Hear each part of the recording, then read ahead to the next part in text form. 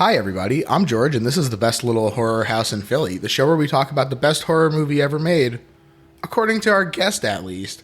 And today's guest is my pal that maybe you saw him recently jamming on the Charity Doughathon. Please welcome Justin Kiley. Hey, George. Thanks for having me, man. Oh, my pleasure, dude. You know, we talk horror every day. We're literally talking horror every day. I love it. Yeah, this is obviously something that's a big part of your life, and I want to hear about how you got into it. Yeah. First of all, thanks for having me on. I'm a fan. You do a great job. But, and I listened to the show, and I was thinking of how to explain this, but I guess you've heard the story before. I grew up Catholic, altar boy, Catholic school, the whole 9 yards, you know? Yeah. And The Exorcist, and it was The Exorcist for sure. And my sister, who's 8 years older than me, I remember when I was a little kid, her and a friend had that movie, and they said, you can't watch this. I must have been maybe 6 or 7 or something.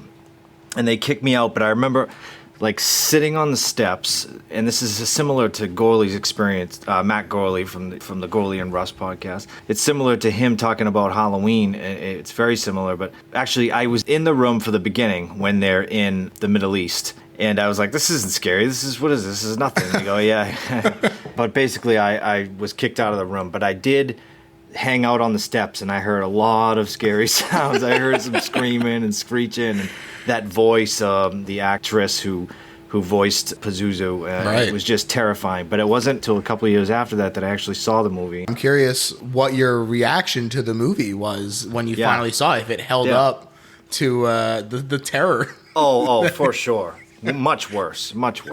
Honestly, and I still, the effects I know are a little dicey today looking back, but I've said it before that the overall mood of that movie is just absolutely dreadful, and Friedkin does a really terrifying job. I think that it's kind of timeless, how the mood is timeless to me. The effects are the only thing that doesn't hold up.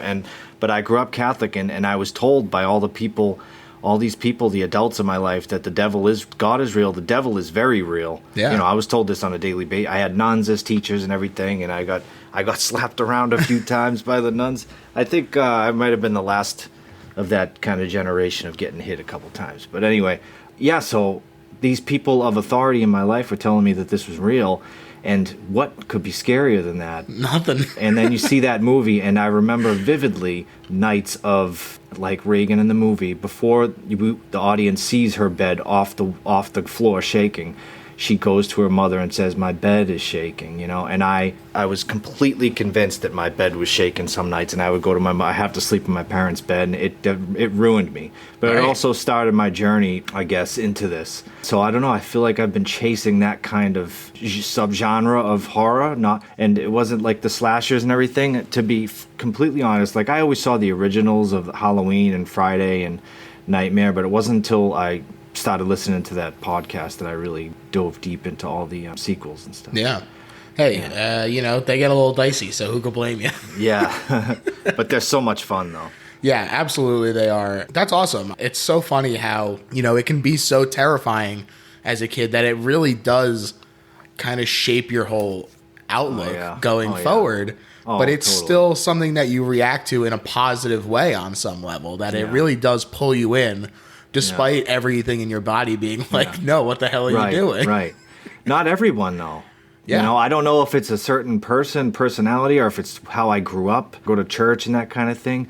I've just always had a fascination with, not in a way that I would practice like being a witch or anything, but I would always be fascinated with spirits and demons and stuff. And I had my friends down the street. I remember one day, two things happened. One day, it was Mike Mitchell came to my door and said, we found a skeleton behind the shed, and it was like a cat skeleton, or like a stray cat. Oh, wow. And my other friend the same day came and said, he showed me this little booklet. It was a little pamphlet it was called The 3 Days of Darkness, and it was his grandmother gave it to him. It was this old Catholic thing about the end of the world. Oh, my God. And all the stuff that was going to happen. And I took this as fact, that there'd be 3 days of darkness, and all the dead would rise, and all this crazy stuff, and it's just in your head as a kid. It was fascinating to me then. It scared me. I loved being scared for some reason. Like you said, it was kind of being terrified but fascinated simultaneously, Yeah, absolutely. So you mentioned kind of chasing that subgenre. Is it just ghosts in general, or specifically like that religious horror kind of thing? No, it's not specifically religious, although I am partial to, your last guest was talking about cults, anything with cults.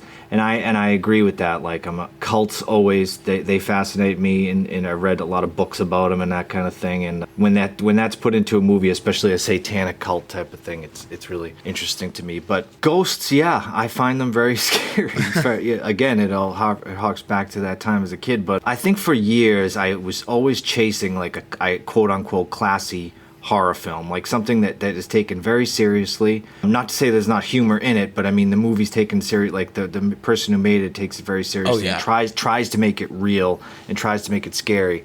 And it's very few and far between I see a movie that really, really scares me. Now there's some stuff that has bits in it that are good or scary, but that for overall they just just don't do it for me. But I've definitely come across a few, such as House of the Devil. I liked a lot. That was a satanic cult one. A Dark Song is really good, and that's another one where kind of occult type of stuff. I loved Hereditary. Did you see anything for Jackson? No. You should check that one out. It's a real fun one. Oh, no kidding. It's got some kind of culty ghost stuff going on. Yeah. What's interesting about it though is that it really focuses around, like, the two main characters are both like senior citizens. Like they're like 70, 75 or something like that. What year?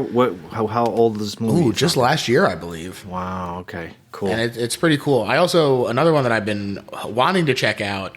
It was supposed to come out around my birthday last year, Saint Maud. And then I was going to see it with my parents, and we wound up having to push it back because of COVID, and so I wasn't celebrating my birthday with them. And so now it's been out, and I'm just sitting here dying to watch friggin' Saint Maud. Are you holding out for your parents? I did, I promised them, so. Yeah. Man of my word, what can I say? Saint Maud, huh? Is that what you said? So, and I don't mean to say that I love the cheesy stuff of the 80s. I absolutely love it. So it's not all like dreariness and stuff like that for me, because I do find a lot of enjoyment in the scary movies, but I find a lot of enjoyment as well in like Sleepaway Camp's probably one of my favorite movies of all time. I find it, problematic stuff aside, I just find it so out there and bizarre and funny. Yeah, and all the Jason movies and all that stuff. It's just, it's good times, Good times. Yeah, absolutely. But I think that you're right that there is something kind of special about a movie that really does draw you into the environment. And while it's a lot of fun to watch those cheesy ones, there is a level of artifice that can be hard to get past. Where you're like, I'm watching a movie. I understand that I'm watching a movie. Yeah. But with something like today's pick, which is Jacob's Ladder for everyone out there, it's the kind of movie that, because it's this kind of paranoia and this dread, that kind of seeps out of the movie. And you really start to feel it in a way that I don't think you get with the fun, but ultimately less, I don't even want to say engaging, but you know what I'm trying to say. I do, yes. I love it all. Yes, let's absolutely. just say that. I have a little bit of a distaste for the, what do you call the Eli Roth movies, the torture ones. Yeah, the torture porn type. It's just a little bit like, it doesn't do anything for me personally. Hey, hopefully we are leaving that genre in the past. Although Spiral coming out tomorrow. Yeah, so we'll see. So who knows? Yeah. But the movie we're talking about today, like I said, is Jacob's Ladder. This is a heavy one, and this is a movie that's really interesting for me specifically because this is a movie that I loved before I even watched it. So first off, it's a 1990 movie directed by Adrian Lyne, who you might also know from Flashdance, Fatal Attraction, and Indecent Proposal. And it was written by Bruce Rubin, who won the Oscar for writing Ghost. And he was also classmates at NYU with Marty Scorsese and Brian De Palma.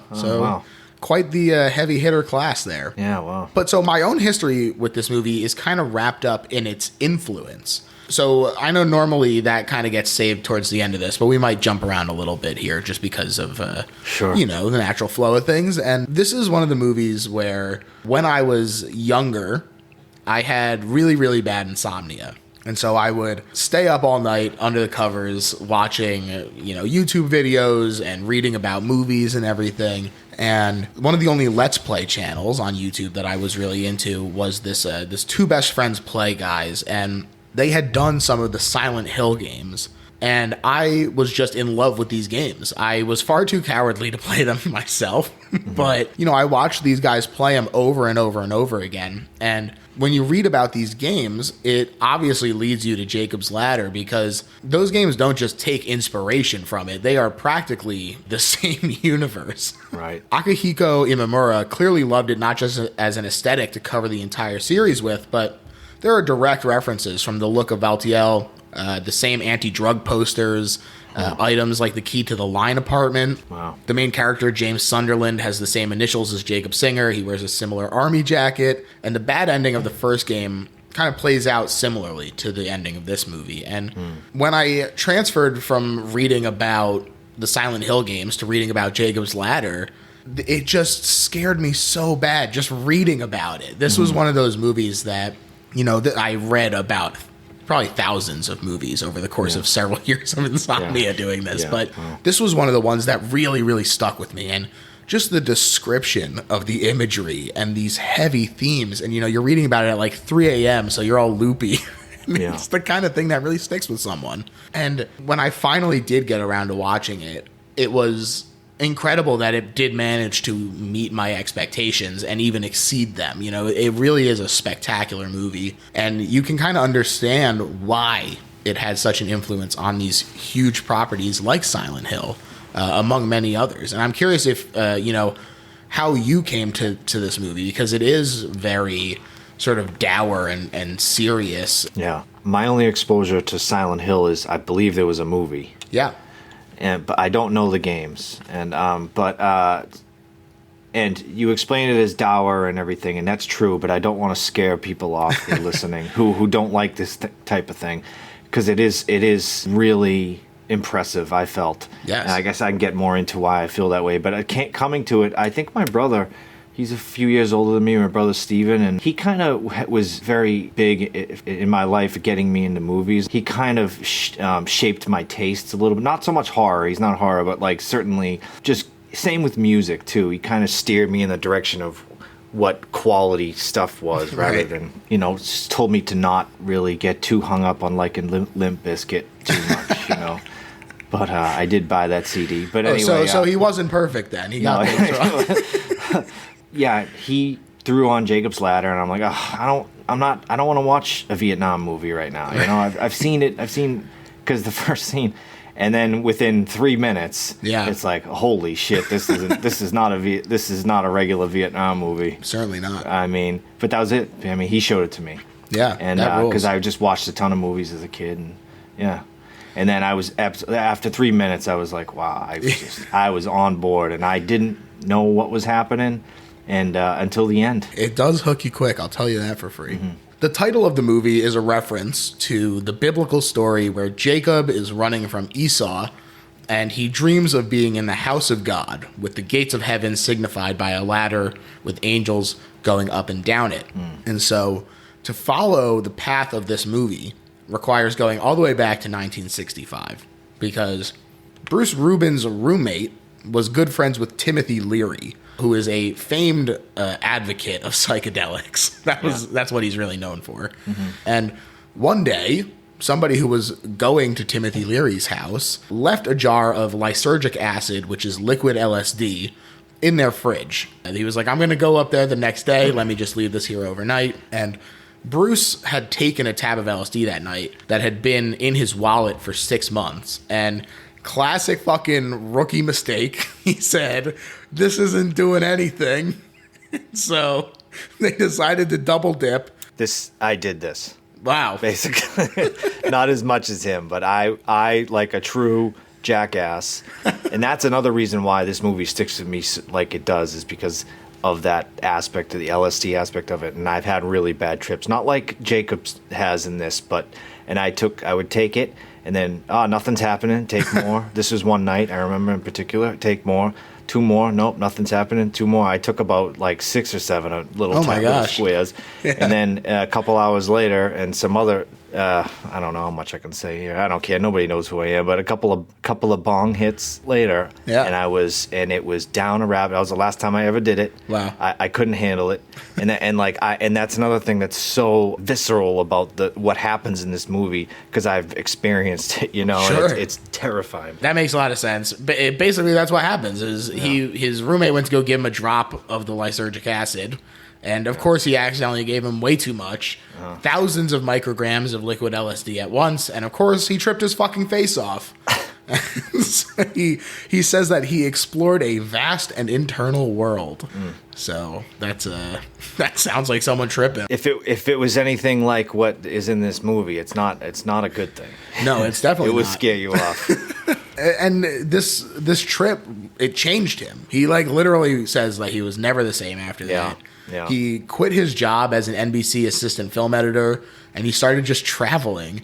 He started in Greece, and he hitchhiked through Turkey, Iran, Afghanistan, and Pakistan. And then he started exploring Eastern religions by finishing his journey in Indian ashrams, a Tibetan monastery in Kathmandu, a Buddhist temple in Bangkok, and a Sikh temple in Singapore. And then after all this, he says, okay, time to go back to Hollywood and become a famous writer. And that's exactly what he does. He heads back to the U.S. He's working. I mean, he's not famous yet, but he's working as a writer in L.A. Right. And he has a dream where he gets off a New York City subway train into a station with no exits. It's easy to see sort of where the seeds of this are starting to come together. And first of all, let me just say that I have had similar dreams inspired by moments of panic trying to get home after a late night out, and the gates are shut on you and you don't know what the hell you're supposed to do. Truly some of the scariest moments of your life, especially if you're drunk and you're just like, I just want to get home. Yeah. Awful. It is awful. But second, in the dream, the way that he finally made it out was by going into the tunnel, through hell, and eventually out into liberation. And this, first of all, that's an intense dream. Yeah. And second of all, I mean, he took this and he took an admiration for an occurrence at Owl Creek Bridge, which is, I like that short story. And he took that and he formed the foundation for this movie. Although he also took his newfound respect for Tibetan Buddhism, and he sort of infused an element of the Tibetan Book of the Dead, where there wouldn't just be sort of an after-death event, there would be an opportunity to achieve closure. That was what he was really looking to capture. And I mean, that is what this movie basically is all about. That's the fulcrum of the movie. Wow, that's interesting. Yeah. You're really opening my brain up right now, George. No, really though, because the movie has so many layers to me, but I didn't know that much about the background of it, and it really kind of just there you go. It man. blows it open even further. Yeah, totally. That's what this show is all about, baby. Yeah, man. I love it. And so in 1980, he started working on both Ghost and Jacob's Ladder. He started writing them both the same year because he was clearly trying to communicate this idea that death was not what we thought it was, that there was something more to dying and spirits than we were working with in a day-to-day understanding. His agents dropped him, saying that it was too metaphysical and nobody wants to make movies about ghosts, which... Way to have long-term vision there, agents. Yeah. But the people at American Film Magazine had read it, and they named Jacob's Ladder one of the most promising unpublished scripts in 1983, the same year as Princess Bride and Total Recall. So it's not like top 10 of nothing. Like he was up with some serious contenders, and there was some interest in making this movie. But the challenge really arose because Bruce was determined to keep the movie as close to the script as possible, which meant attaching a director that would have the clout to get it made with a decent budget and the weight to throw around in production meetings, because obviously this is the kind of movie where you can easily see where some producers with ideas a little too big for their britches start sticking their fingers in the pie and messing up the soup, as it were, to mix two metaphors there. And so among those directors briefly considered were Ripley Scott and Sidney Lumet, which those would be very different but very interesting movies. Yeah. But coming off of Fatal Attraction and passionate about, quote, one of the best scripts I've ever read, Adrian Lyne was ultimately who signed on. And he did make some changes to the script, changes that I like and that ultimately Bruce came around on as well, including the ending. And originally, there was more classic sort of Abrahamic iconography for the demons, like horns and wings and pointed tails. Right. And Line wanted instead to utilize more naturalistic nodules and growth. Right. That would be both disturbing and demonic, but human at the same time. And, you know, this is something that I really like, especially as someone who didn't grow up particularly religious in general, but also specifically did not grow up Catholic. And so I'm curious to sort of see what you think about utilizing this more naturalistic and grimy feeling. Yeah, the more human aspect to it. Right. It's certainly more scary to me than I think. Not that, I mean, the other thing doesn't exist, so I can't say that wouldn't be scary. Right. However, I think what he did with it, it's almost like when you see something that's different from what is typically pictured in the Bible, or drawings from, you know, the olden days of demons and the incubuses and stuff like that, which is also another thing, the sleep paralysis thing anymore. But like, I think when you see something different from that, it's almost like, oh, this could be the real thing. You know, it has like that aspect of maybe this is what it really looks like, as opposed to this other thing that's been being fed to me all my life. You know, of the typical horns and the tails and all that stuff. Yeah. But I don't know. I just thought it looked really cool, scary. And I watched like some background. I watched some special features and tried not to show too much. And I think that's always a good idea in these movies, you know. Tried not to show too much for too long and kind of make everything was always in motion. Every time there was any kind of demon, the head was always flopping around or in motion somehow, and quick shots of everything. Makes it very scary. Yeah, it's such a fine line to balance, not only as an audience of like, well, I want to see it, I want to see what I'm looking at, but also I want the hide and seek of it all that builds that tension. Yeah. And it's also a fine line to walk as the director who's like, we spent all this money on these special effects. Like, I want people to see it, but I know that I have to sort of be a little hold back a little. Yeah. And also, it's just everything's so practical in the movie. Obviously, there's no.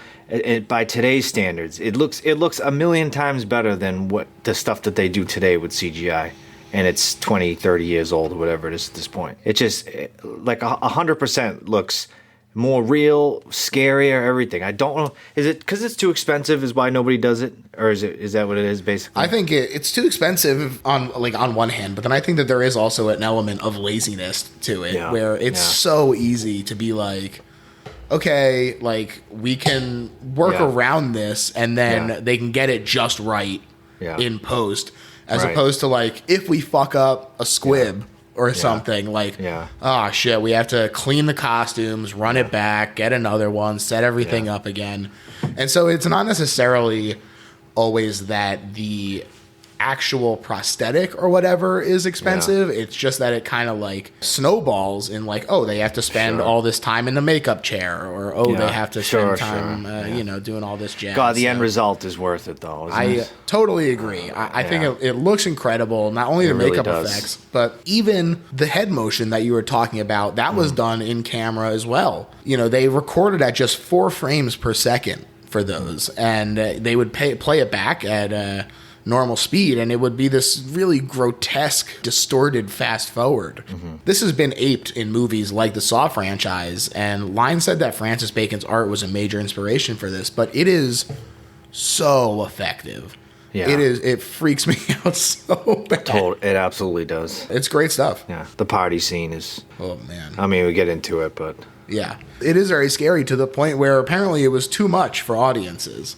And they wound up having to cut about 20 minutes of quote-unquote disturbing imagery from the movie. Some of it is still out there as deleted scenes. I saw some deleted scenes. There's one thing that I don't know, well, I guess we'll talk about it at the end. There's one part at the end that they took out that I just didn't like the idea of it too much, but what the hell do I know? It just seemed a little bit too... pretentious or something. Sure, I think you might know what I'm talking about. I do. I think that the ending that they settled on is probably better. But I mean, the transformation of Jesse, like, that was cool, man, it looks so good, and the like eye coming through. Yes. Ooh, that's good stuff. It's just the part that I didn't love is when she transforms and Jacob's looking back at himself. That's it. Did you see that part? Yeah. That little part. I was just. See, I thought that it kind of works. Well, all right. Yeah. So, spoiler alert, folks. Yeah. We're gonna get to it eventually, but I guess no. Hey. Well, they don't. That's out of context. Nobody knows what. Well, but I'm about to talk more about it, and I'm gonna say that. I think that it kind of works for me. I think that it probably was a good choice to take it out, but the idea of like showing that she and the rest of the demons are really just kind of a construct of Jacob's mind, and that ultimately this is all him doing this to himself. Right. All right. Well, you convinced me. That's all it took. I'm very impressionable. I did it. All right. But, even with all that stuff, it did open at number 1 at the box office. Unfortunately, the very next weekend, it lost out to Child's Play 2. It ultimately only made $26.1 million on its $25 million budget. Not exactly a financial success, although critics did like it. Even Horror House villain Ebert. He liked it. Roger Ebert gave this 3.5 stars out of 4. Wow. You get this one, Ebert. I know. Well, Line is not, Fatal Attraction is kind of horror-ish, but not a typical horror director. Right. Right? Yeah. But, I don't know. Did good with this one. Yeah, he sure did. And the legacy has grown, not only, I went on at length about its influence on Silent Hill, but you can also see it in movies like The Sixth Sense in terms of that sort of he was dead. And this is part of what my thing at the end when you asked me why it's my favorite horror movie of all time. Hell yeah. But yes, but 100% what you're saying, yes. Yeah, it's everywhere. But a lot of the stuff that comes out now owes a lot to it, but also if I can predict it now, because it's become such a trope, and this movie, there's other movies that have like a similar type of twist that came before. Wizard of Oz, everything was a dream, if I'm not sure. And the movie Psycho was a multiple personality thing, and so it came before that. But this was my first exposure to something like this, and it really worked on me.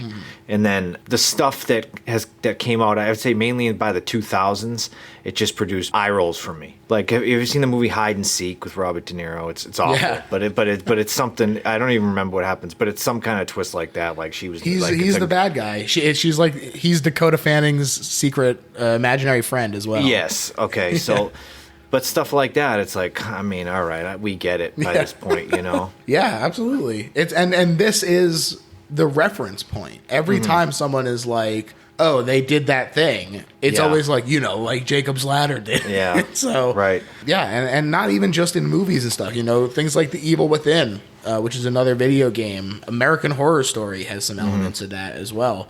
So it's really all over the place. Yeah. Identity, too, was a big one. Remember Identity? Yeah. And also, Cusack, and the bad guy in that was in this, Pruitt Taylor Vince. He was. The scary-looking guy? Yeah. He's in Identity. That's another movie that did that. Yeah. There's just Triangle. Yeah, Triangle. Triangle I watched and I almost turned it off because I was like, oh well, this is just she killed her daughter and this is her going crazy and I was like all set with it. But I stuck it out and I didn't see that. So it worked on me because I knew there was some kind of crazy twist, like it's all in her mind or something, but it wasn't quite exactly what I anticipated, so I appreciated that. Because there's so few movies that try this type of thing, it just doesn't work on me anymore because it's been done so much. Yeah.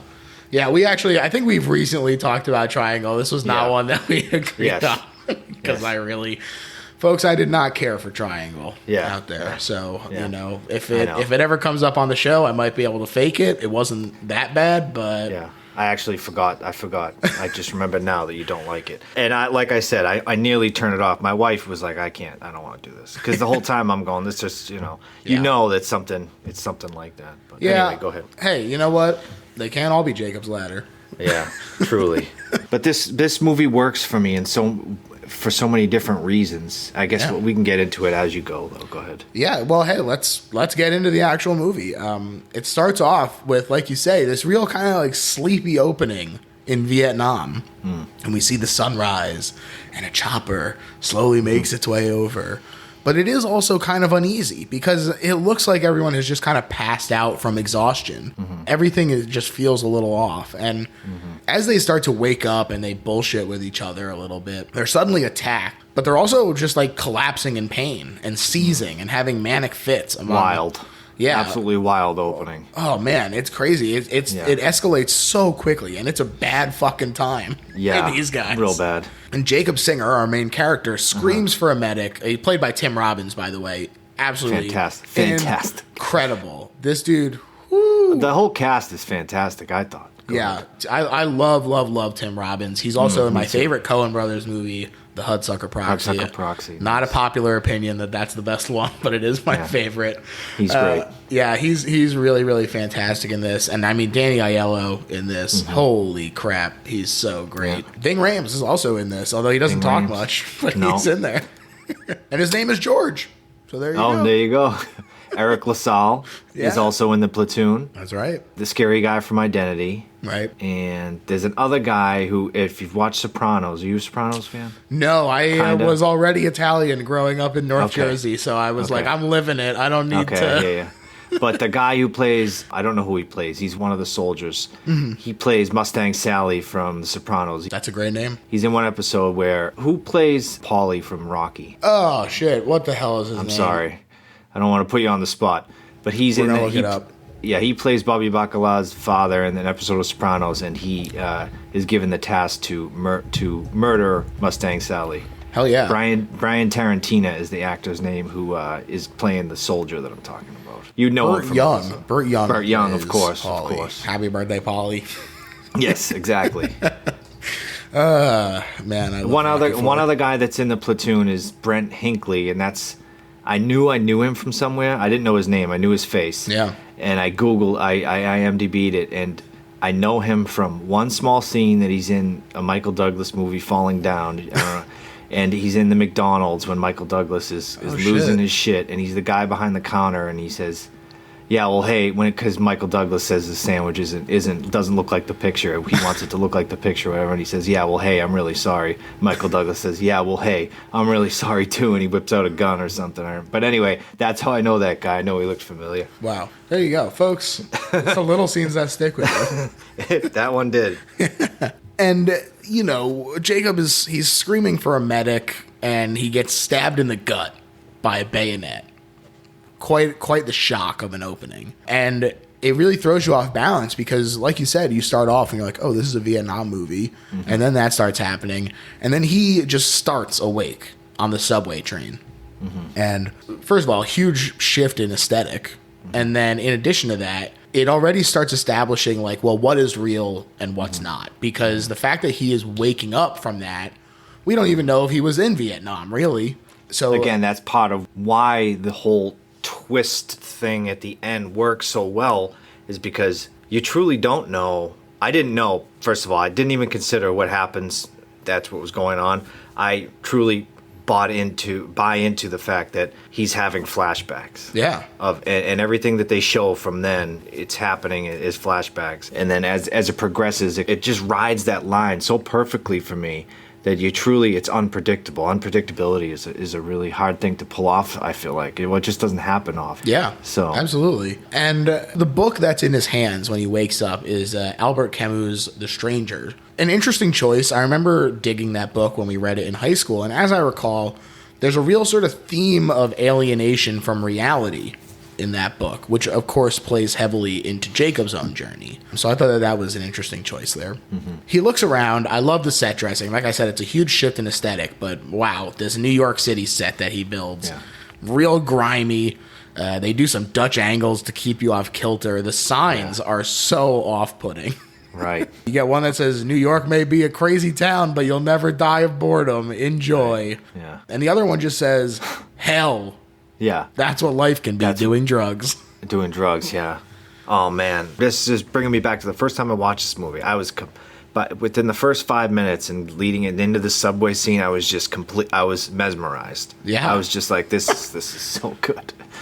And keep going, but the little tales he sees on the guy sleeping on the train there. It's so good. I mean, what is happening right now? That's what I wanted to say is the other reason why it works so well is you don't know whether he's having flashbacks or another justification for why everything seems so dreamlike is that, as we find out, the acid aspect of it. This could be lasting effects from just drugs or the acid stuff. So that's like another reason why I wasn't necessarily believing that what was happening was a nightmare, basically. Yeah, absolutely. And if that makes sense. It does. And he's waking up. He's off balance, just like we are. And he heads into another car of the train looking for someone to ask about where they are. And this woman just stares at him, unblinking. Yeah, so scary. Holy shit, so scary right away. It's so good. And he's unnerved, as anyone would be. And he's about to get off at this next stop, but he almost misses that too because he's distracted by seeing this friggin' slimy tentacle moving around on this sleeping guy on the train. It looks incredible. It's so gross.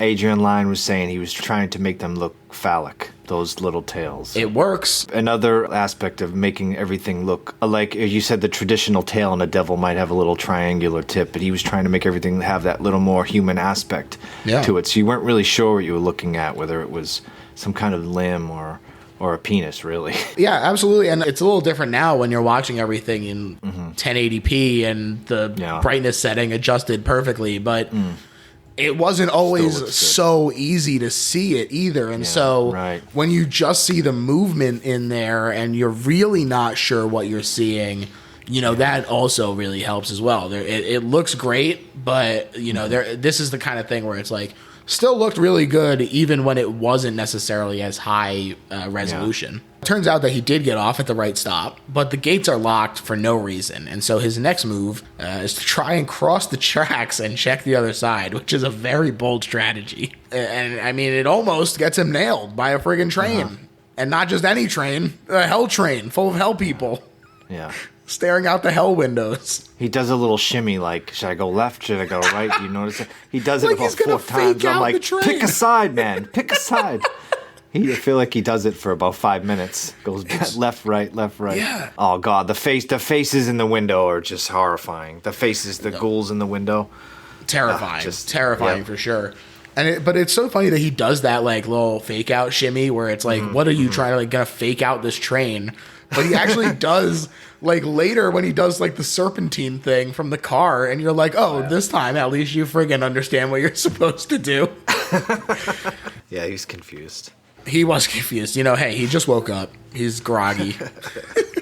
He goes home to his rundown apartment with his dog and his girlfriend Jezebel before hopping in the shower and heading to bed, where he dreams of Vietnam again, of laying there wounded and asking for help before being jolted out of it again. And this is kind of what I'm saying, is that it does slip back and forth between the two, I guess we'll call them realities, in a really interesting way. And that does constantly keep you guessing. Like you said, it's not necessarily that you guess the ending correctly, but it does keep you wondering exactly what's happening. Yeah. I remember when I first saw it, what I thought was happening was that the filmmaker was kind of leading you in the direction of just telling a story just in a non-linear way. I didn't think it was what is happening. I thought it was just like, it's showing him in Vietnam. Eventually, as the movie progresses, it's going to show you what really happened in Vietnam and why this is happening. Yeah. And it just kind of flipped it around. But one thing I want to say quickly about this scene, which I noticed upon second or third viewing, which is another little hint of what you could predict the end is, he's in the shower with Jezebel when it flashes back, or whatever you want to call that, to him on the floor of the jungle looking up. He sees a cobweb dripping water, and it resembles a shower head so clearly to me. Man, and it's so clear to me, and it's like, and when I look back at that, I'm like, of course, like he's on the. I don't want to spoil it for. I assume people that are hearing this are seeing it, they probably watch it. But it's like, of course, he's on the floor of the jungle looking up at the shower head, and he's imagining that he's in the shower with this woman. There's a couple other things that happen like that too. But go ahead. I'm sorry. No. I didn't notice that. That's great. Yeah, it's great. The movie's great. I totally agree. I love that. I think that it is the kind of the little things like that really help to give it rewatch value. Yeah, it's a great movie to revisit over and over again and pick up on these little clues and come to it. Once you have the understanding of the way it plays out, you can kind of look for the way that they set it up, and it is masterfully written.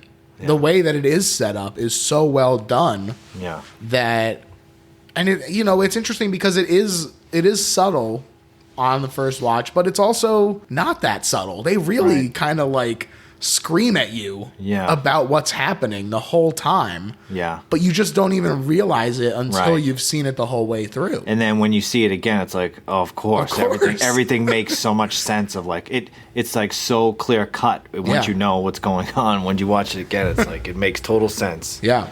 Absolutely. Yeah. Jezebel hands him a package and said that one of Jacob's kids dropped it off. And this seems like as good a point as any to talk about the names in this movie, because it's obvious that they are very important. Yeah. There's a lot of discussion of them. Not only do we have Jacob, who I already talked about where that name comes from, but we of course have Jezebel, Eli, and Jed, all discussed in this exact moment here. Eli is an Israelite judge who lost his sons as a curse from God. So, of course, that obviously plays into Jacob, who lost his son Gabe, and that was sort of this trial that he goes through. Jed was the name given by God to King Solomon the Wise. And most importantly, we have Jezebel, who Jezebel is one of the queens in the Bible. More colloquially, the name has sort of taken on this, like, shameless woman kind of meaning, and the fact that she is like a demon in this, and this is her name, and he's like, oh, like, where do you think the name Jezebel comes from? And she's like, nobody calls me that. Yeah. It's one of those things where you're like, everything kind of plays into it, and everything really builds it up in a way that even when you're just like using your own sort of cultural understanding of like, well, I know what like the word Jezebel gets thrown around as, like, it colors your understanding of the movie before you even know it does. Yeah. Like, I didn't know the history of who Jezebel was, but it's clearly a biblical name. Right.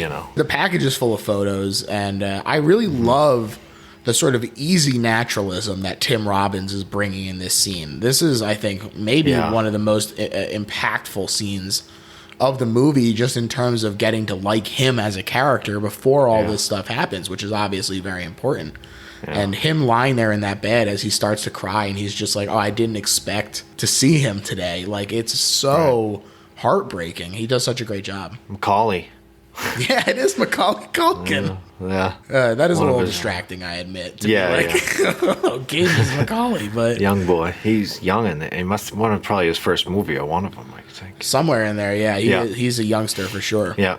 This is when we find out that Macaulay Culkin, who plays Gabe, was killed in an accident before Jacob shipped out. Yeah. And he slips that photo in his wallet, but Jezebel throws the rest of the photos back in the bag and dumps it in the building's garbage where they're incinerated. And of course, this is a pretty important scene to come back to once you've seen the movie and understand how it shakes out, because as Danny Aiello tells him, if you are holding on to this stuff, then it feels like someone tearing it away from you and throwing it into the fire. But if you understand what's happening, then they're angels sort of taking away your pain. And him putting the photo of Gabe into his wallet, he is taking this baggage with him literally everywhere. It's a constant reminder of his son. And also the physical act of what you just said of Jezebel ripping the photo album from him. Yeah. Which I didn't pick up on. I didn't make the connection. It's all dude. It's brought just up. Yeah. It's so good. You really sink your teeth into this one. Oh yeah. Honestly. Yeah, it's great stuff. I love the little things like that. That day, Jacob brings Jessie her lunch. They both work at the post office, and he says that he's going to see Louis, his chiropractor. This is Danny Aiello's character. Danny Aiello, the man. Man, he just knocks it out of the park. Love him here. Love him in general. He's incredible. Do the right thing. Come on, he's so good in that friggin' movie. Yeah. But they talk about his ex-wife, Jacob's ex-wife, and how he didn't want to think anymore after Vietnam, despite having spent 6 years getting a PhD. And when Louis cracks his neck, which is a really awful looking twist he does on this guy, we flash back to Vietnam and someone finding Jacob lying in the mud. Mm-hmm. And, we just get a second of it. Just a second. Yeah. And it cuts back to the chiropractor's office. Yeah. And we're gazing up at Louis, and he's bathed in white, and there's a gentle in the score. And Jacob literally says, "You look like an angel. Yeah. You're a lifesaver, Louis." It was a deep adjustment, as Louis says. Yeah. When I first saw this, first of all, when the for opening scene in the jungle, when everyone, they're all just hanging out and joking, and then all of a sudden people are vomiting and seizing and going crazy and tearing their clothes off and just acting like animals. I didn't know, like I said, Agent Orange. I knew something was up. I thought maybe there's some kind of chemical thing, and I'm grappling with trying to make sense with this. I'm talking about my first time watching it, but I always heard that. Like every time something happens in the movie, I'm like, oh, that could be this, or the trauma from his past is why he's losing his shit now and seeing these things, or when Louis cracks his neck, there's that old, whether it's true or not, I don't know, but they say acid stays in your spine for I don't know. So I thought when several years, right? Yeah, when they cracked his neck, I thought maybe he was having some kind of acid flashback or something, and I was like, little things like that. I'm like, oh, this is all connecting, Yeah, It's so great, and we keep saying it over and over. I gotta let you get ahead on the plot here. No. Hey, this is what I'm having fun doing. This, man. I know. I don't know if you're at a time constraint. No, I got all fucking night, bro. He walks home to the cat calls of "Please, Mr. Postman," which fun scene. I love that song by the Marvelettes. It's so good, and it's such a nice moment to be like, oh, maybe things will be okay. Yeah. It's such a nice daytime, moment for him. He's outside, they're singing, he's smiling. It's just, and Tim Robbins has a smile on his face, and he is kind of just a spring in his step. Yeah, he's joyful. He's a joyful person. He kind of oozes that out of him when he wants to, And he went and saw nice his reprieve. angel. It's like a little reprieve. Yeah, exactly. As is any scene with Danny Aiello, the chiropractor, is a little reprieve from the madness and just like warmth. It's like everything's bathed in warm light, and it's just nice. Yeah, someone to really fight for him. Yeah. Suddenly, after he turns the corner from these girls. Trying to get him to come say what's up. Suddenly there's a car chasing him down. Yeah. And it contains more of these distorted face demons. And like I said, he smartly runs Serpentine. Yeah. I guess that military training was good for something. Yeah. He does manage to dodge in the nick of time. And so he heads to the VA hospital because he's like, something is fucking going on here. I'm in pain. The head in the rear window as it drives away. It's like vibrating. Oh, it's man. got spiky hair. It's just like, I just had to mention that. It's great. I mean, it looks incredible. And they use that same effect. Yeah. But they use it differently, like on different heads, and it's never not shocking when it happens. I agree. He gets the runaround when he tries to see his doctor. First getting told that the doctor isn't on any of the charts, then that Jacob has no record of being a patient there.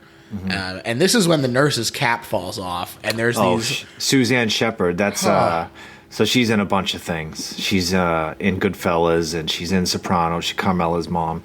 Yeah, her hat falls off, and she's got... Well, they don't... Yeah, so you would think it wasn't a traditional horn. This is another example of lines trying to bring human aspects to it. It looks more like just a bone protruding. Yeah, it's fucked like up a gnarly, is what it is. Warped bone. And she grabs her cap to cover it up, like you shouldn't have seen that, Yeah. Oh man, and that's she's such a fun moment. She's a creepy actress when she wants. Like she's perfect casting with her. She's just scary. She's like a scary old lady. Yeah, and then when her voice drops a little bit, she tries to Scorpion is actually like, get over here. Yeah. But Jacob flees to the office where Dr. Carlson should be. He manages to get away from her. And the doctor, who's holding group therapy, tells him that the doctor blew up in a car accident a month ago. And there's a line delivery here from Tim Robbins where he goes... He blew up? Yes! He goes, what do you mean it blew up? I just fully crack up at that moment. It's true, though. Yes. Because he doesn't... The guy, it's very vague. He said, what happened? He goes, it blew up. That was it. And he goes, well, what do you mean? I really don't know. Yeah, that was the rest of the answer. Oh God, I really love that line. I think it's so funny because it is true. Because you're like, well, what the fuck does that mean? And he just totally echoes you. Yeah. Oh man, that night they go to this raging party. It's complete with Jacob. People are propositioning him. He finds a lamb's head in the fridge. Yeah, like I don't know what climax means in a movie all the time. I can always pinpoint it. And I'm not sure this is the climax, but this is certainly like the peak of the nightmare. James Brown's playing, and it's from the album Hell. Yeah, okay, yeah. It's gnarly, man. It's real fucked up. And the tension in this scene is also handled really well because, you know, he goes to talk to this psychic who's flirting with him.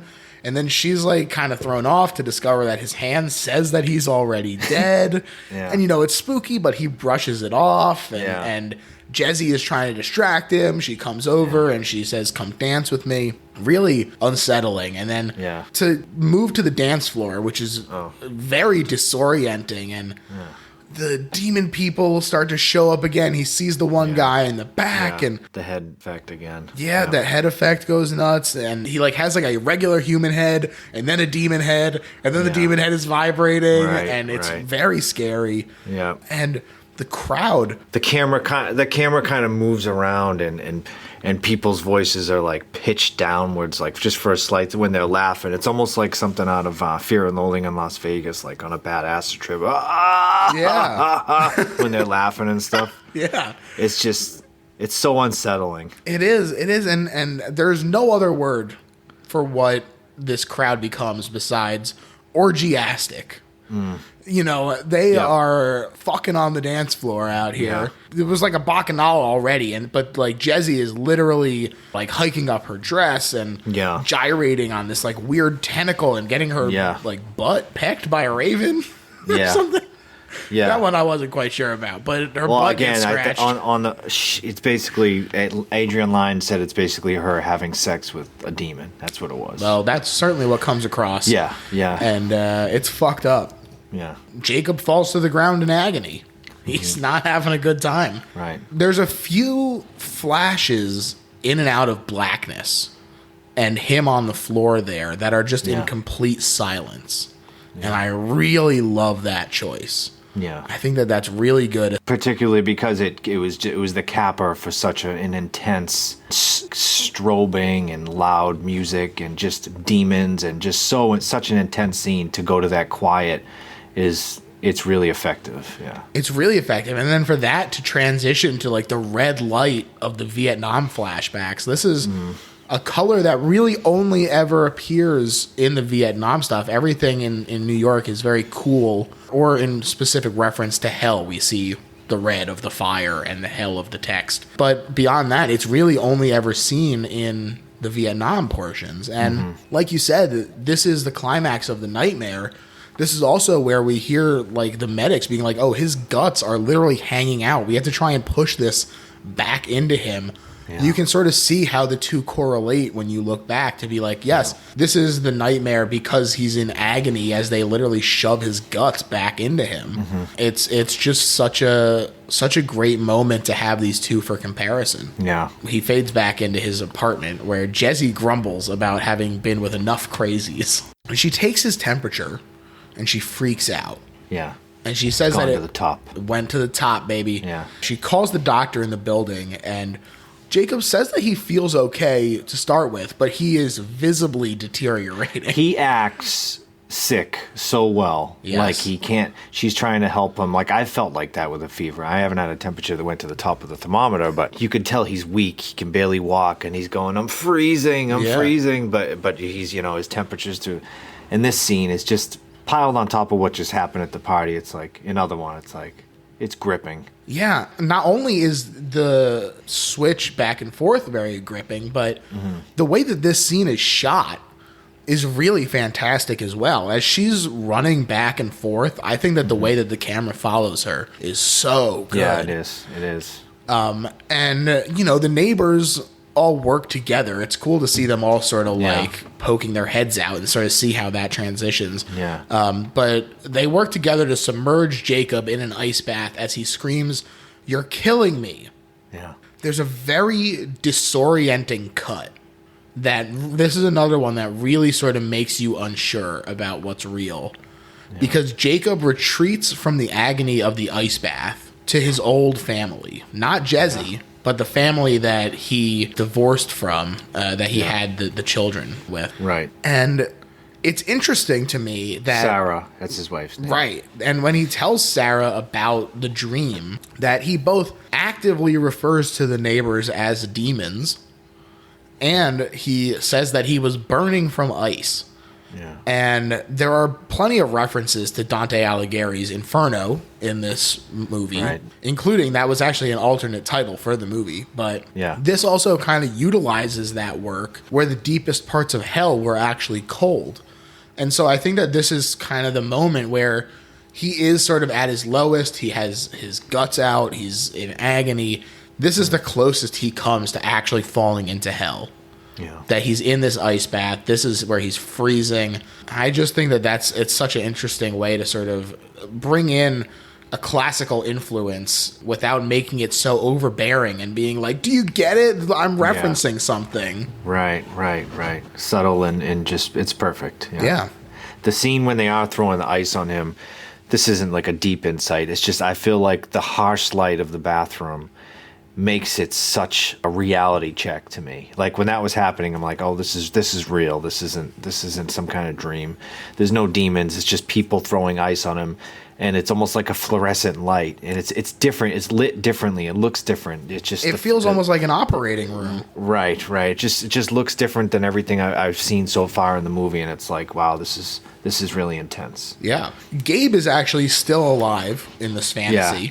Yes. And he goes to tuck him into bed, and then he goes back to bed himself, transitioning to being airlifted out in Vietnam, and then back to the apartment. There was another part here, which is similar to the shower head, that maybe is more of a stretch, but I saw it and I had to mention it. That so he's dreaming about Gabe, and as soon as he leaves him in that nice warm fantasy of his, he's looking up at a bright sun, and I just thought sun. There you go. Hey, there you go. Also, to go back to names for a second, Gabe, obviously short for Gabriel, the Archangel Gabriel.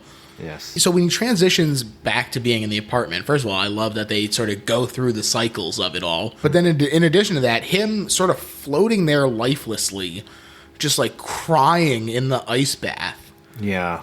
As the doctor says that he's lucky and he must have friends in high places, to be told that as you're coming back to this situation after dreaming of your old life, like it just feels like a slap in the face, and it's just so impactful. It's one of those lines that really it gets you. I think that it's a great moment in the movie. He looks like shit, Jacob.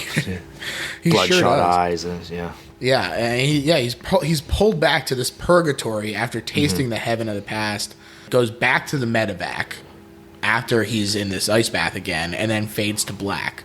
Yeah. He goes through it all, and like I said, they are kind of telling you what's real without you even knowing it. Like the fact that we see him go through these different layers of it. Exactly. That's a good way of putting it. It is showing you what is real, but we don't realize it. Yeah, exactly. Yeah. Real's not real, as King Gizzard once said. Right.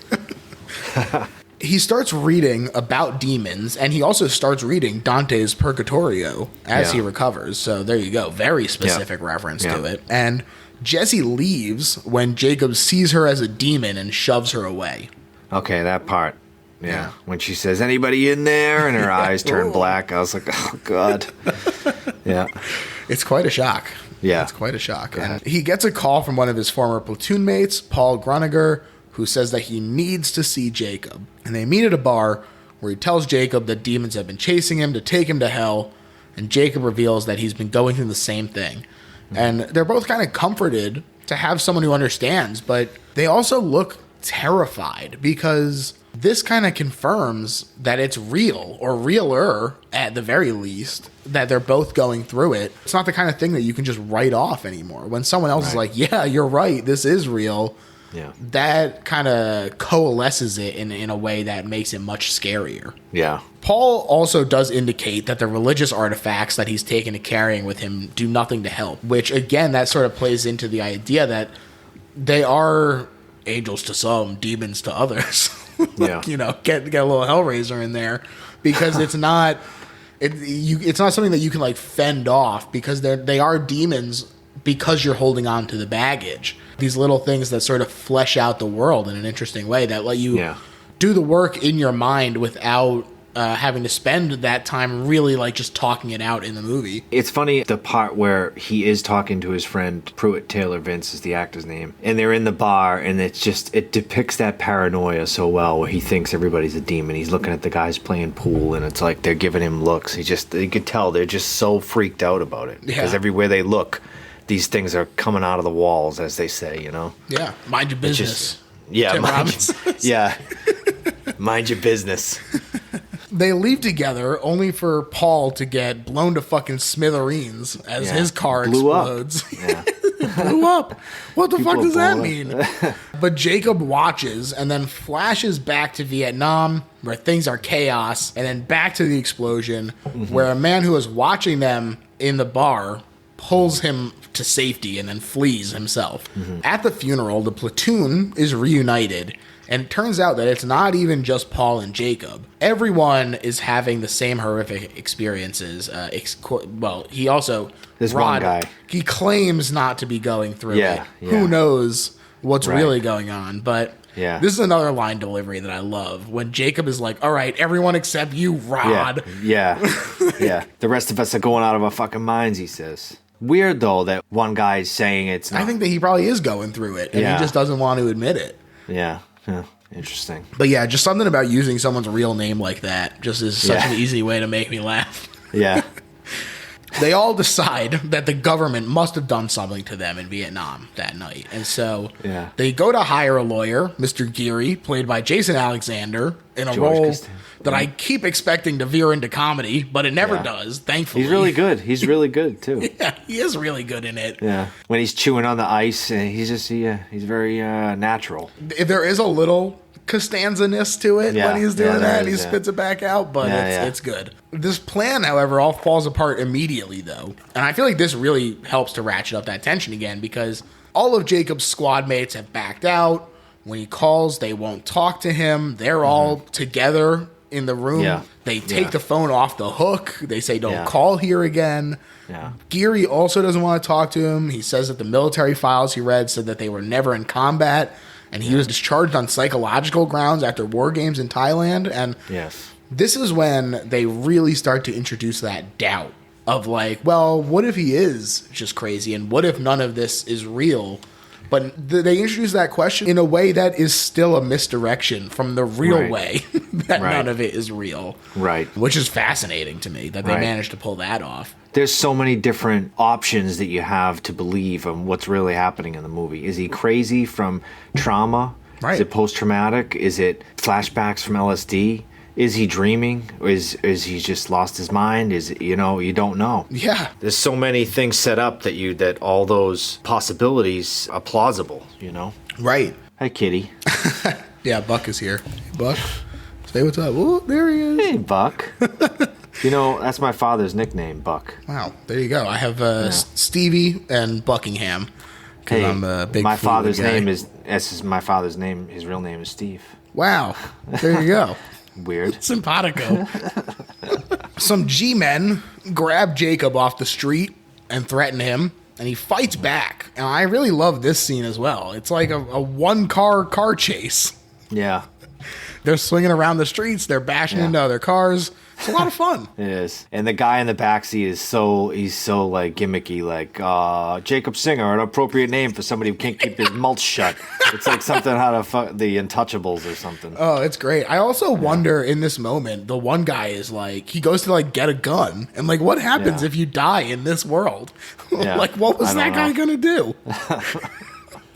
So who knows? But Jacob fights back. He gets a few good kicks in there. It's a lot of fun. He does. He finally leaps from the car, but we've already seen his fucked up back. Yeah. This paralyzes him, basically, as he lays there in the street. Yep. Santa robs him. Yep. Such a grim, funny moment. Ho, ho, ho, you poor man, as he's looking for his wallet. Ringing the bell. It's fucked up, man. Yeah. It's fucked up. Santa, you gotta watch out for that guy. Well, that's another thing too. They say something like who took your license? He goes, Santa Claus, and they go, oh, he's crazy. Yeah.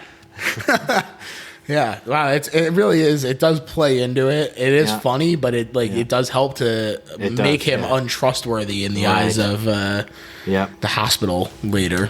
Not that they would have really believed him anyway, but I digress. Because he does get brought to this hospital. He asks them to get him Louis, but they disregard him. And as he gets brought further into the hospital, it becomes more and more nightmarish. And boy, does it. Oh. I'd say this tops the party scene. Yeah, right? I mean, oh my God. The fact that the camera keeps focusing on the one wheel that's just they talked around. about that. They shortened, for an effect, they shortened that back wheel just by a fraction of an inch. So that it didn't quite touch the tile. So that it would keep doing that kind of flippy thing. Oh, it's so And then good. it gets caught on like a bloody limb, and the bloody limb, it drags the bloody limb. Man. Yeah, it's really effective. It is. It's so effective. And you know, it keeps focusing on that, but you also do get these great disconcerting images of like a smashed up bike, like Gabe's. Yeah. People having fits, lying on the floor. And this is before it transitions into like blood, limbs, deformities, and screaming, and like fucked up head vibrating, like the demons. Right. Before Jacob is strapped down for surgery by an even more horrific group of doctors and a nurse that looks like Jezzy. Yeah. Really incredible culmination and build of this scene. It's just super fucked up. Yeah. And he said, "I'm alive," he exclaims, right? Because they're trying to tell him that he's dead or something. Like that. He asks her to take him home, and the doctor says, "You are home. You're dead." Yeah. And Jacob, he refuses to hear it, but I mean, it doesn't get much more explicit of telling us what's happening than a guy literally being like, "Yo, dude, you're fucking dead." Yeah. And he's holding on. He's saying, "I'm alive," you know. Exactly. I'm alive. He's fighting, and he gets stabbed in the forehead with a needle by a doctor with not only no eyes, but not even any eye sockets, just fleshy face. It's this guy. Yeah, weird. Fucks Very my day weird, up, man. So this scene is probably my threshold for the like a torture porn type of situation. The needle that comes down and goes in his head, and then it goes in, and then it kind of just cuts there, right? It cuts away from that. That's about as much as I want to see. I don't need to see, these movies where people are pulling their fingernails off and stuff like that. Yeah. Hey, man, I can respect that for sure. Yeah. And they do cut away. We get a few seconds of Vietnam flashbacks, but then he starts dreaming of his family again, visiting him in the hospital, and Sarah says that she still loves him for whatever that's worth. But even these sort of dream retreats, the thing that has brought him solace in these moments of agony, these aren't holding steady anymore. He hears a voice tell him to dream on. Dream on, says. Yeah. Absolutely terrifying. Yeah. And he starts to panic, understandably. Audibly, it's like only it feels like it's coming from only one speaker. Yeah. And I was listening to it when it was like on the left side to give that effect of like something's not right, and but it's over here in the corner, and it's telling me that something's not quite right. Oh man, it's so good. Yeah. It's such a great little thing, and he panics, and you see this start to crumble around him. And Louis bursts in the door, and this is something I did not notice on the first watch through, but you notice on the second watch through that the family is gone without a trace. That there's no indication of a cut, really. But Louis bursts in, and his family is gone. I didn't really quite notice that. I thought I see what you're saying, though. Yeah, I just think it's an interesting choice. It does kind of show that like he's being shocked out of this thing that was bringing him hope, and Louis rescues him from the hospital, and Jacob tells him that he was in hell, that everything was pain. And I think that this is a really interesting exchange when Louis tells him to straighten out his head, because not only does it work literally, of course, because he needs him to align his spine, but it also works really well with his upcoming monologue about sort of perspective and getting your perspective right. Yeah. That's kind of what makes this whole movie so special, is the fact that you can take it at face value and take everything very literally. But if you just scratch a little bit below the surface, there's all these other kind of secondary meanings and clues towards what's really happening that are just so fantastic. But so he does this quote from Meister Eckhart where he says, "Eckhart saw hell too. He said, The only thing that burns in hell is the part of you that won't let go of life, your memories, your attachments.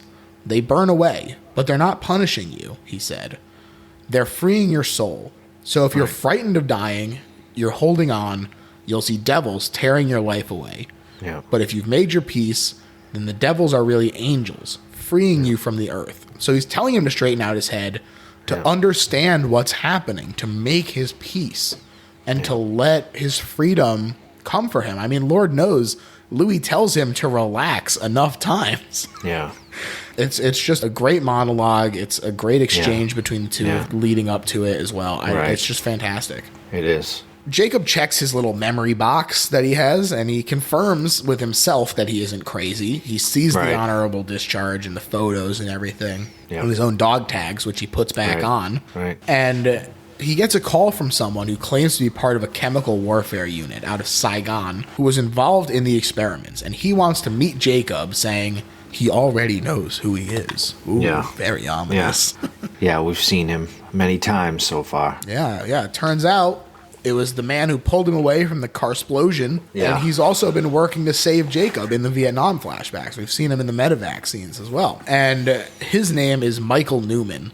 Mm-hmm. And again, Michael, you get this name, the Archangel finally come to bring him salvation and understanding of what's really happening here. Yeah. He explains that the army wanted a new drug. I want a new drug.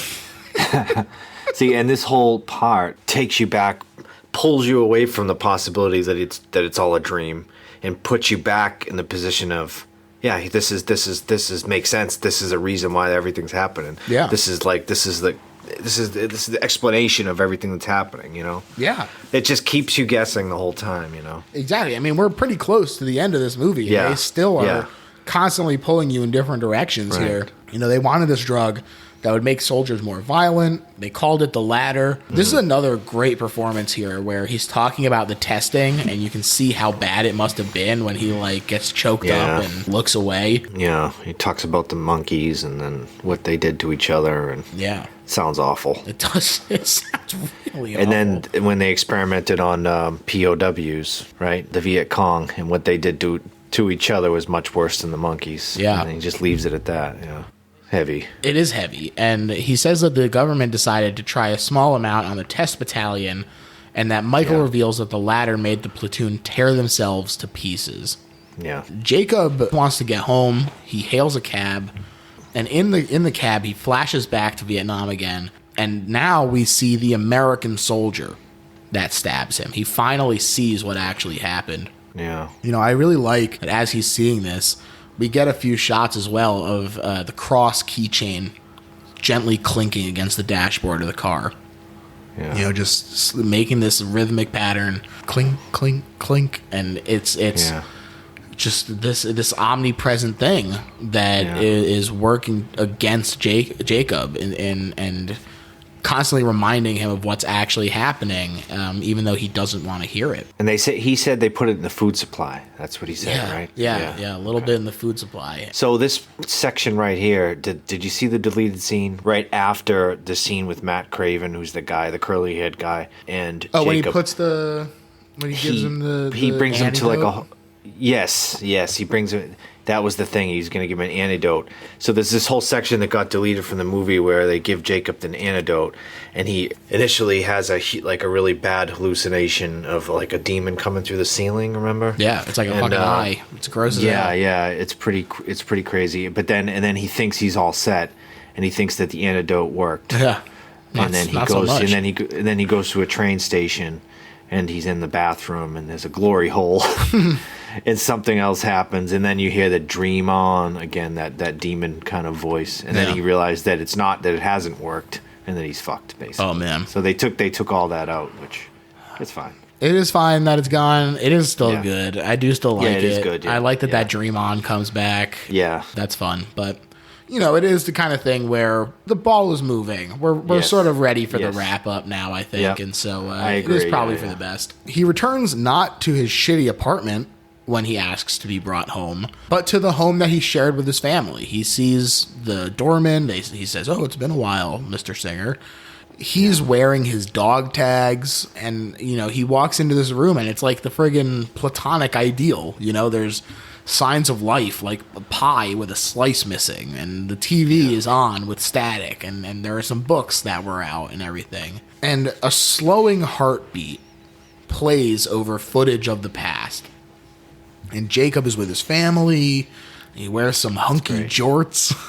Yeah, that's great. That picture, really, I was like, oh, all right, 1990, all right.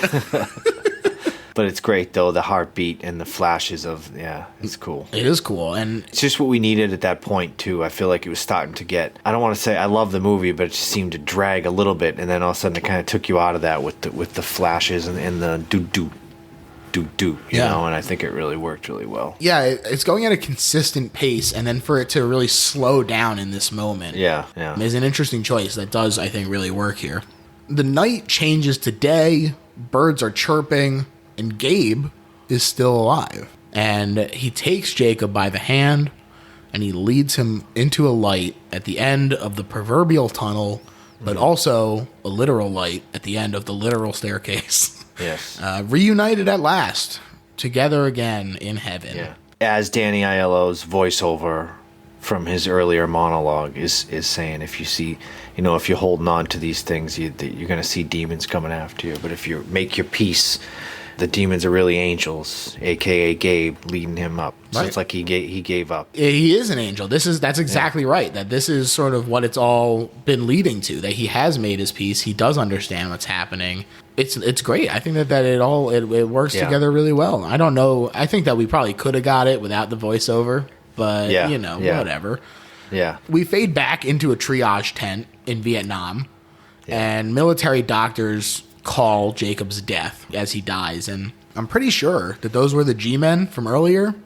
I didn't look it up, but they looked like they were the guys in the car. Yeah, they could have been, maybe. That would be cool if they were. I didn't notice that, though. But they say that he put up one hell of a fight, but that he finally looks peaceful. Yeah. It's a great last moment. I mean, the final thing we see is some text about a hallucinogenic drug, codenamed BZ, being experimented on soldiers during Vietnam, though the Pentagon denied the story, of course. Right. There has been some progress in regards to that since the movie is released in 1990. In particular, almost following this movie exactly was the Edgewood Arsenal experiments pertaining to chemical weapons, including various nerve poisons. And in 2009, a lawsuit, Vietnam Veterans of America et al. Versus Central Intelligence Agency et al., was filed by veteran rights organizations and 8 Edgewood veterans or their families against various U.S. agencies, and basically they said that they had been experimented on without their knowledge or warning of, or like healthcare or anything. They hadn't been taken care of, and the complaint asked for the court for declaratory and injunctive relief for several decades of neglect,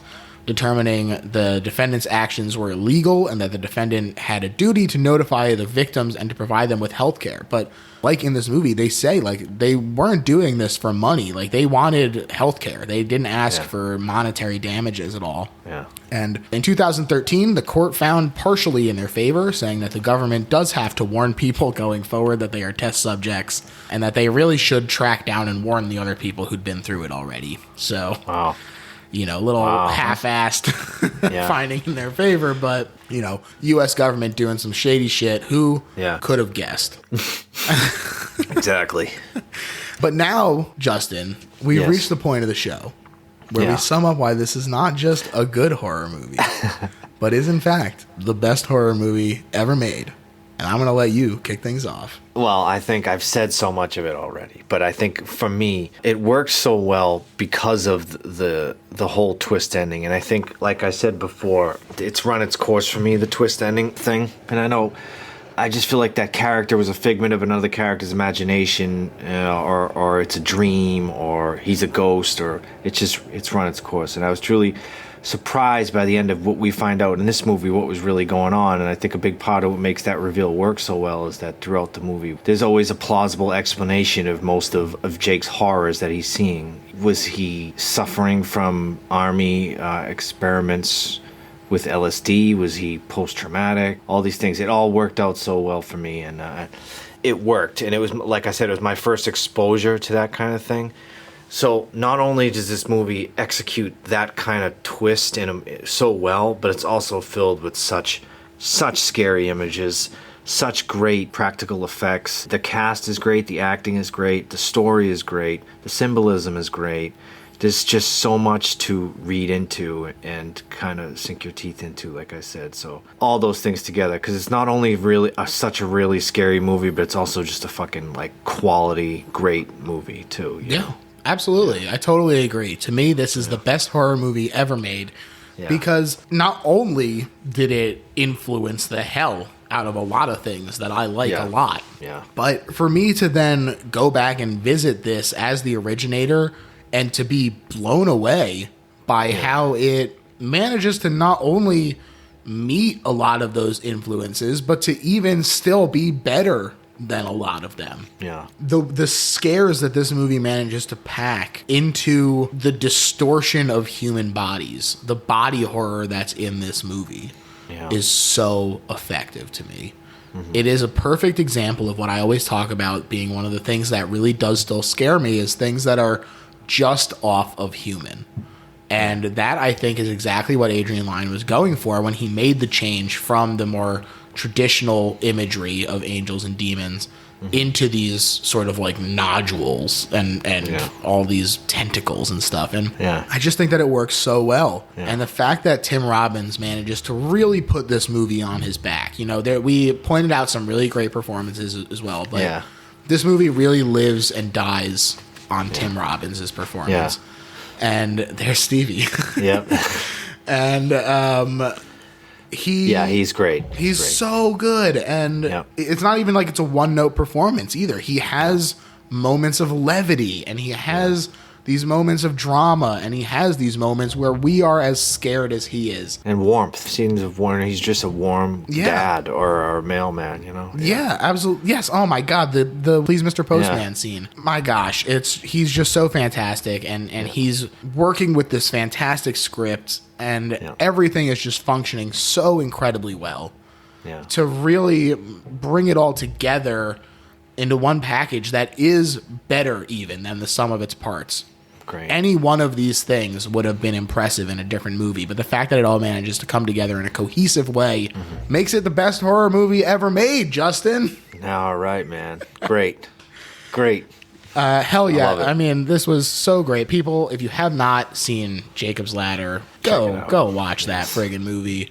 Yeah. Justin, now, please, I mean, if you have anything to plug, do it. If you're enjoying anything that you want to just be like, hey, I think you should check this out, feel free to plug that as well. I don't have anything to plug, and as far as checking things out, I'm same stuff as you are, man.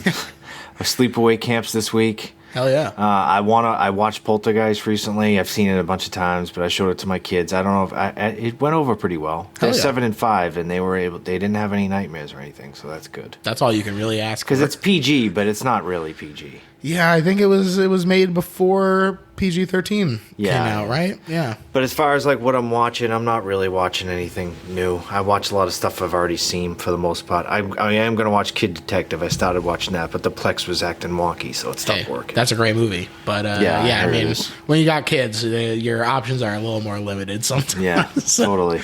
I'm always looking for something that we can all enjoy. That's why I like Poltergeist, and Temple of Doom maybe was risky.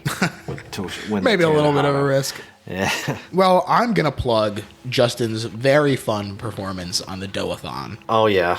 Well, there's a YouTube. I'm on YouTube. There's a couple songs. And I'm still writing songs. Hell yeah. I'm just slow because of, I don't have a lot of free we time. On the Gorley and Russ Discord get the sneak peeks. We get to see it in action. Yes.